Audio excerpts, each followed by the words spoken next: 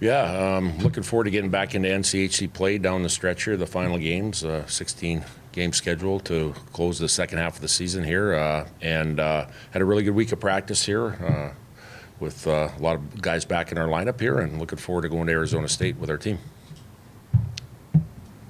Cam Berg status? 100% full go. He's all in. How does that? What does he add to your team coming back now? Well, again, like I think I said last couple of days here, not only just a really good player and an elite player on the ice, never wastes a shift. A guy that's intense, high competitor, high skill level. That pushes your group as an older player, but the leadership side as well. A guy that's a very good leader on and off the ice that continues to help our younger players through the growth of their careers and helps our group push our group here. Is it nice I only have to ask you about one guy right now? Yeah, that is. Again, I'll bring it up. Bennett Zamolik's out for the season, and then Caleb Johnson's still out for a long-term injury here. So, yeah, we got a lot more bodies back in our lineup, and practice have been sharp. It's nice to have, most of our guys back in our group here to have good practices.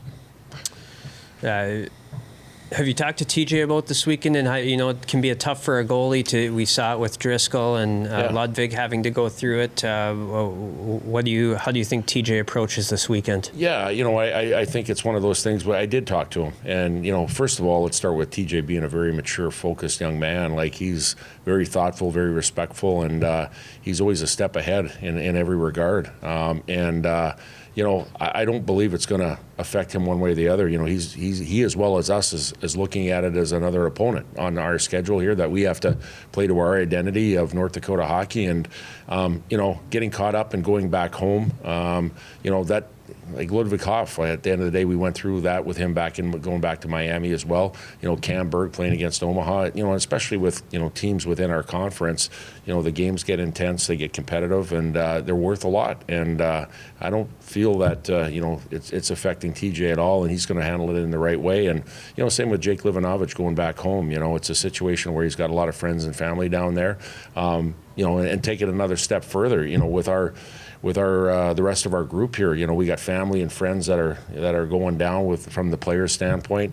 We got a lot of loyal and passionate fans, alums that will be down there. We're looking at it as this inner group here, this family group has to take care of itself and focus for the 48 hours that we're down there for those two games, and enjoy the experience. But at the end of the day, we're down there for business. We're down there to go play two games in the NCHC that we want to have a chance to win, and again, it starts with our group here of having that internal focus.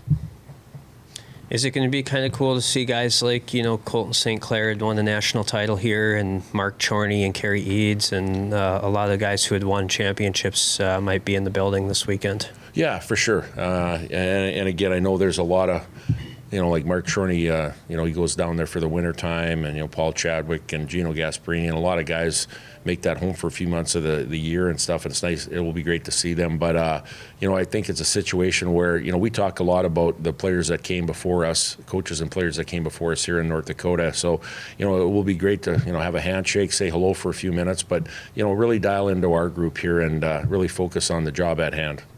Thoughts on Arizona State? I know they're pretty hot coming in right now. Yeah, they're on a roll. They've beat all different types of teams. Going through the first half of the schedule into the second half here right now, and they're playing really good hockey. And at the end of the day, we're glad that they're in our league. They're a good team, good program, good school, and we're happy that they're in the NCHC. But in saying that, the points are up for grabs, and along with points are pairwise standings too. So those go hand in hand, and we're focusing mostly on us as far as what we have to do. And again, I think we're really doing a good job here, closing out the first half and starting the second half of how we have to play to give ourselves a chance to win games, and that's going to be the mindset going forward here.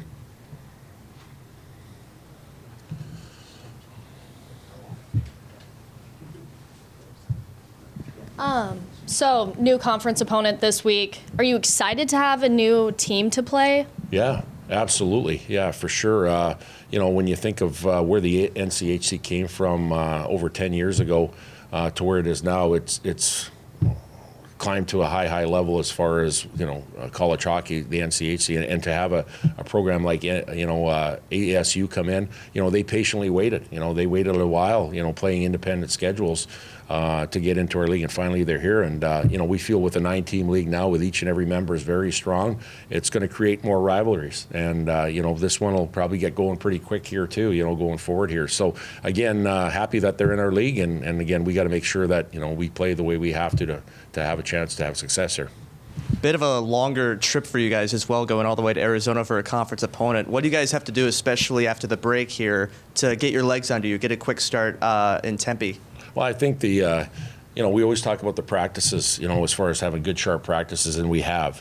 But the other part is the preparation off the ice, getting enough rest, making sure the nutrition and hydration's at a high level, just making sure that you're looking after your bodies here. Longer travel, you're playing 2 games. I think we're playing a late night game on Friday and then a lot earlier on Saturday.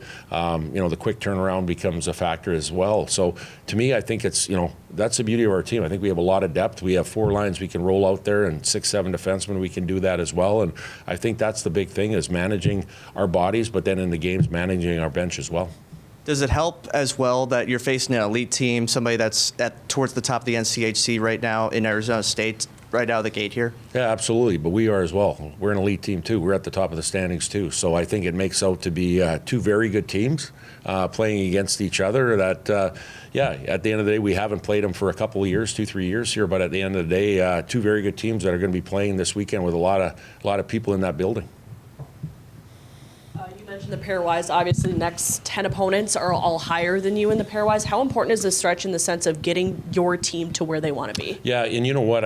Again, everybody looks at the pairwise, and they should. At the end of the day, the second half of the season, it means a lot now, going forward with, the games that are going to be knocked off your schedule here. But I firmly believe, you got to go have that 1-0 attitude. When you get into Friday, you got to look to go 1-0. Then in Saturday, you got to go 1-0.